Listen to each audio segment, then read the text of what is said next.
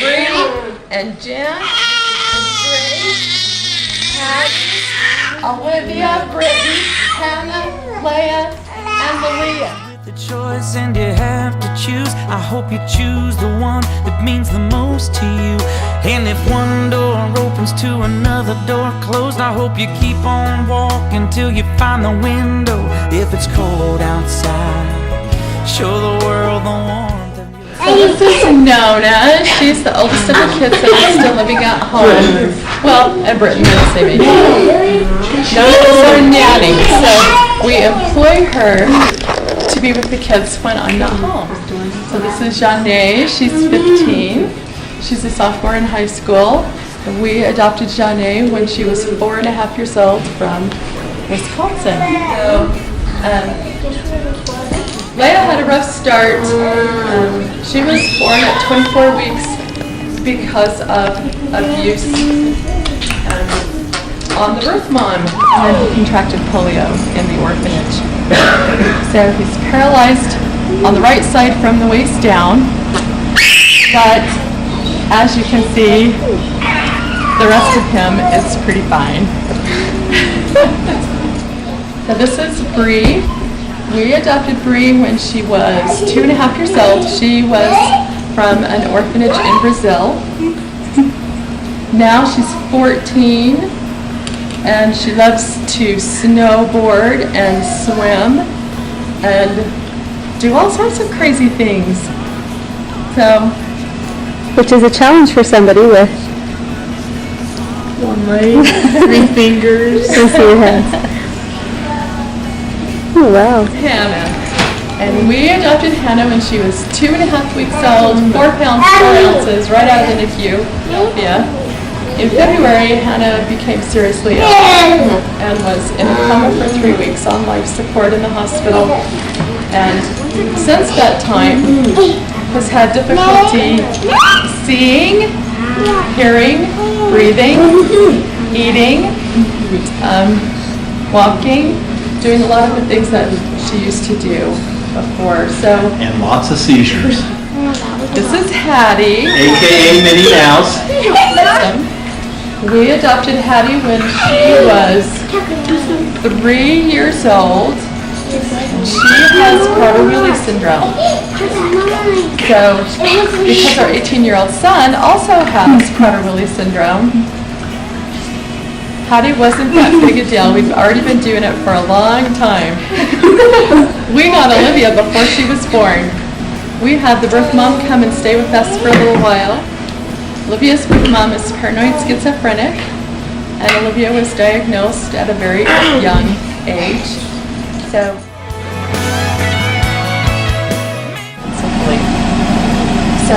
she is missing almost all of her brain. So she has a brain stem, and that operates her body so she can breathe and keeps her heart going. But she just is one of those perfect, sweet little people who just is happy to be alive, and we love her. And this is Abby.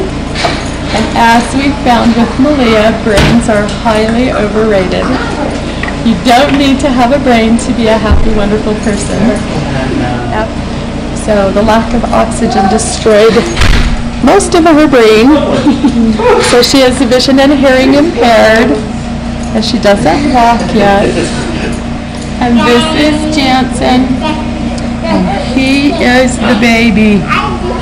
And we were really lucky to get him. And he has schizencephaly, so he's missing the whole center portion of his brain. So above both ears all the way around. And he's very spoiled because he's the first boy after 10 girls. So, and Grace has Cornelia de Lange syndrome, which is just long for cuteness syndrome. She's a little person, and she has really severe heart disease. So because of her heart issues, we couldn't be as far away from the hospital as we would have been had we continued to build the house. So we have Grace and an inappropriate house on a lovely lot.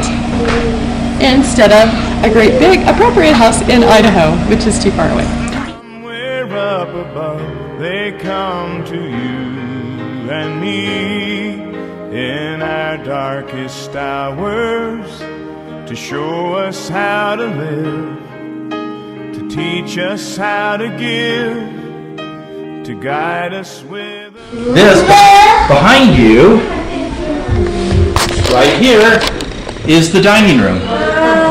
But since we don't have any other bedrooms other than the master bedroom on the main floor, and we have children in wheelchairs who need to be watched at night by an overnight nurse, we have converted our dining room into a hospital bedroom. There's everybody on the stairs.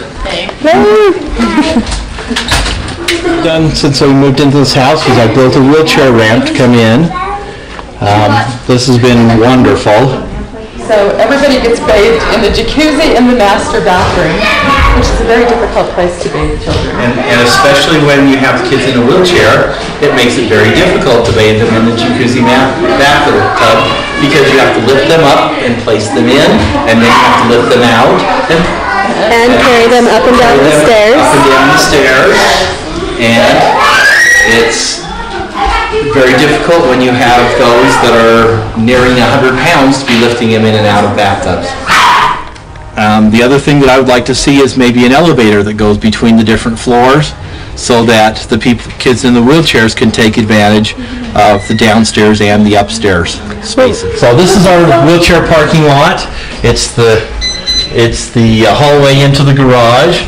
We have Abby's, and then Leia's, and then Maria's, and then Hannah's when it's not in use, which right now Hannah's in the wheelchair. In our time of need. But there's no vent hood for the stove.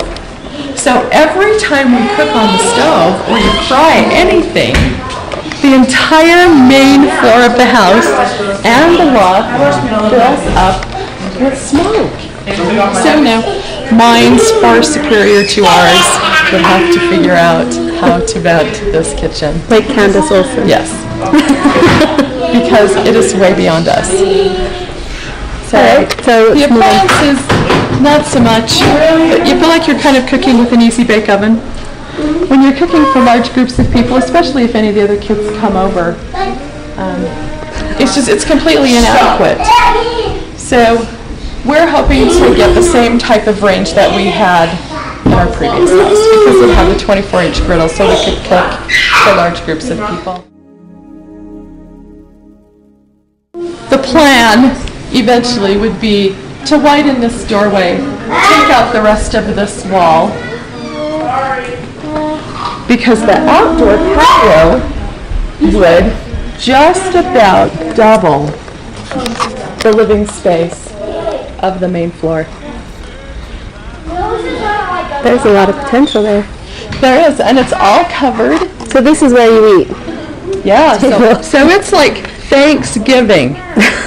We have 15 people sitting out here on the patio, freezing cold with space heaters, eating Thanksgiving dinner because there's no place else to sit.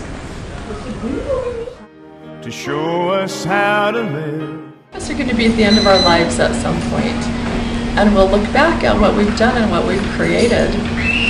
And I hope that we don't have any regrets. I hope that we can look at what we've done and feel really good about the choices that we've made. We've joked for a long time when we saw the movie Schindler's List that at the end of that movie, when everyone is liberated and he's left with nothing but the people that he saved and his few belongings, that he looks at what he has and he looks at his ring and he realizes that one more life, one more person could have been saved had he invested his money otherwise than the ring. And he looks at his car and he thinks what he could have done, the lives that he could have saved if he had not spent the money on the car. And so we say we have Schindler syndrome. That's us.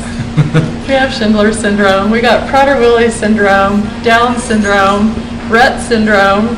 All these syndromes, we have Schindler syndrome. That would be us. That's right.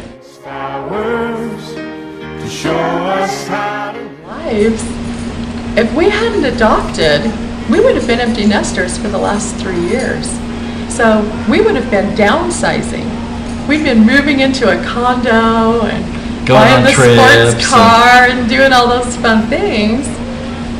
And that's just not the direction our lives have gone. So this is what we've done. Here we are, upsizing instead of downsizing, and now trying to figure out how we can make it work. But eventually it will. Eventually it'll all work. sent down to us from somewhere up above. They come to you and me in our darkest hours to show us how to live, to teach us how to give, to guide us with a light.